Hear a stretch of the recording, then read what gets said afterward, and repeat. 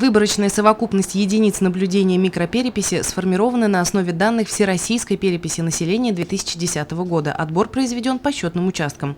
Микропереписи подлежит все население, постоянно проживающее во всех помещениях счетного участка. Охват населения, если мы во время переписи берем 100%, тут, значит, вот промежуточная это микроперепись, она охватывает на всей территории Российской Федерации 1,6% всего количества. И в том числе по нашему городу, по городскому округу Горсевой, будет организовано 3 счетных участка. Это один счетный участок в районе обогатителей,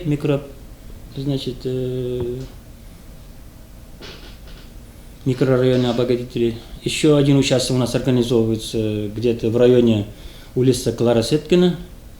И третий, значит, счетный участок будет организован где-то в окраинах улицы Матросова.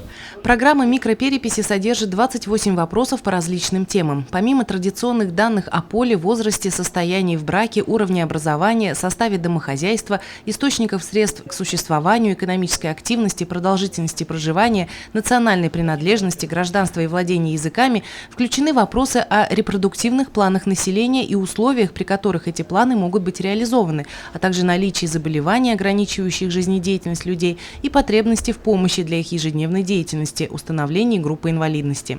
В отличие от сплошной переписи населения, в лист микропереписи включены вопросы истории получения российского гражданства, фактического и юридического места жительства, владения и использования языков в повседневной жизни. Моментом счета населения является 0 часов 1 октября 2015 года.